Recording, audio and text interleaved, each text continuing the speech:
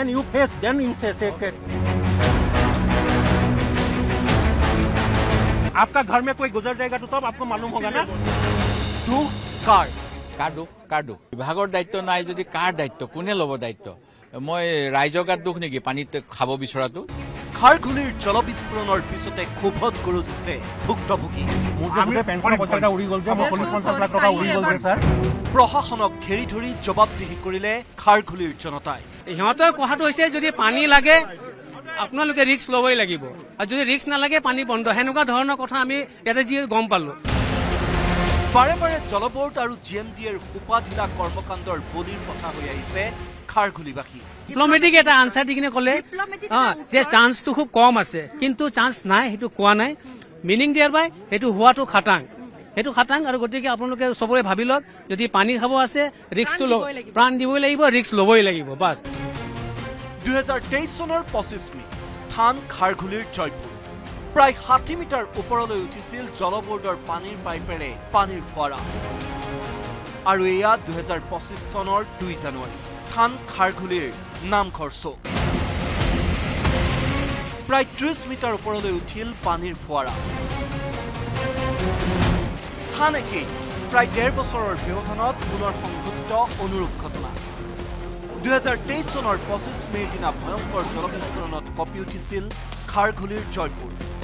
আৰু প্ৰায় 60 মিটাৰ ওপৰলৈ উঠা পানীৰ ফোৱাৰাৰ ফলত অঞ্চলটোৰ কেইবাটাও ঘৰ দোকান বাহনৰ লগতে পথৰো বিস্তৰ ক্ষতিসাধন হৈছিল জলবিস্ফোৰণৰ ফলত মৃত্যু ঘটিছিল সুমিত্ৰা ৰাভা নামৰ এগৰাকী মহিলাৰ এই ঘটনাৰ পিছতে সেই সময়ৰ গুৱাহাটী উন্নয়ন মন্ত্ৰী অশোক সিংহালে তদন্তৰ ঘোষণা কৰি 3জনীয়া কমিটি গঠন কৰিছিল পানীৰ পাইপ সাৰ্ভে কৰাৰ আশ্বাস দিছিল কিন্তু সেই কাম হৈ উঠাৰ পূৰ্বেই পুনৰ বৃহস্পতিবাৰে খাৰঘুলিৰ নামঘৰ চকত সৃষ্টি হ'ল ভয়ংকৰ জলবিস্ফোৰণ ইয়াৰ আগতে এবাৰ হৈছে জয়পুৰত অন স্পটত মাইকী মানুহ এটা মৰিছে অন স্পটত জয়পুৰত আৰু নেক্সট হৈছে আপোনাৰ উজান বজাৰত তাৰপিছত হৈছে এতিয়া নেপালী চকত আৰু এইটো যোনটো ক্ষতিপূৰণ হৈছে আপুনি চাইছে গোটেই দোকান চোকান একোৱেই নাই ঘৰ বাৰী একোৱেই নাই ইফালে চাওক আনকি গছৰ শিপা পৰ্যন্ত উঘালি গৈছে এই ওপৰৰখিনি চাওক গোটেইখিনি কি অৱস্থা হৈছে 2023 চনৰ জলবিস্ফোৰণৰ ঘটনাৰ পিছতে পানীৰ চাপ নিয়ন্ত্ৰণৰ বাবে অনা হৈছিল চাৰ্জ টেংক কিন্তু চাৰ্জ টেংকৰ পৰীক্ষণৰ আগমুহূৰ্তত পুনৰ ঘটিল এই প্ৰচণ্ড জলবিস্ফোৰণ জলবোৰ্ড আৰু জিএমডিএৰ হেমাহিৰ বাবেই বাৰে বাৰে এনে ঘটনা সংঘটিত হোৱাক লৈ এতিয়া তীব্ৰ ক্ষোভ স্থানীয় ভুক্তভোগী ৰাইজৰ মোৰ এটা 1.5 বছৰীয়া বাচ্চা আছিল সেইজনী বাচ্চা চক এই বাচ্চাটো যদি মৰি গলে হয় তেওঁলোকে দিলে হয় না আমাক জায়কাৰ পানী নালাগে আমাক জায়কাৰ পানী বন্ধ কৰি দিয়ক আমাক জায়কা পানী নালাগে আমাক জিএমসি পানী বেছ জায়কা বন্ধ কৰি হৈ গ'ল আমাক এবাৰ ফুটিছে ইয়াৰ আগতো ফুটিছে মানুহ ঢুকাইছে আৰু ক্ষতিপূৰণটো সব বস্তু নহয় ন যাৰ বাচ্চা মৰি গলেতো আহিব নেকি পইচা দিলো নাহে ন সেইকাৰণে অনুৰোধ পানীটো বন্ধ কৰি দিয়ক এই ভয়ংকৰ কাণ্ডৰ পিছত খাৰঘুলিৰ পৰা বিচ্ছিন্ন হৈছে বিদ্যুৎ সংযোগ 3 দিনলৈ নাপাব জলবোৰ্ডৰ পানীও জি ৰাতিপুৱাহে এটা আমি নোটিছ দিছো যত আমি কৈছিলো যে 3 দিনৰ কাৰণে আমি পানীটো বন্ধ ৰাখিম কাৰণ আমাক চাৰ্জ ট্যাঙ্কৰ বাবে ইনষ্টলেচনৰ বাবে এটু লাগে তাৰ পিছতে এনেকুৱা এটা আনফৰচুনেট ইনসিডেন্ট হৈছে 2023 চনৰ ঘটনাৰ পৰা কিয় শিক্ষা নললে সংশ্লিষ্ট বিভাগে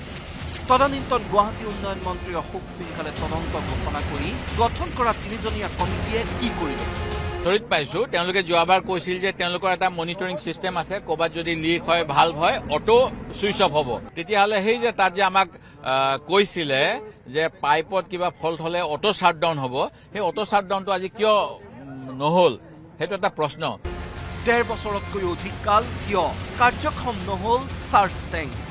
প্ৰশ্ন খাৰঘুলিবাসীৰ জলবোৰ্ড তথা জিএমডিএৰ এনে অকৰ্মণ্যতাৰ আৰু কিমান কুফল ভুগিব লাগিব খাৰঘুলিবাসীয়ে আৰু কিমানৰ তেজ আৰু ঘামৰ মূল্যৰ বলি গ্ৰহণ কৰিব গুৱাহাটীৰ জলবোৰ্ডে প্ৰথমতে খুব হিচাপ কিতাপ ল'ব যেতিয়া দিন বাগৰি গৈ থাকিব আকৌ কবাত ফুটিব আকৌ তাতে হিচাপ আৰম্ভ হ'ব এইবিলাক হিচাপ পুৰণি ইট ইজ এ ফাৰ্ষ্ট মই কৈ আছো একো ভাৱ নাই ডেফিনেটলি একো ভাৱ নাই বিৰিঞ্চি কুমাৰ ডেকা অসীম দত্ত আৰু ভাস্কৰ জ্যোতি শইকীয়াৰ report news 18 Assam north east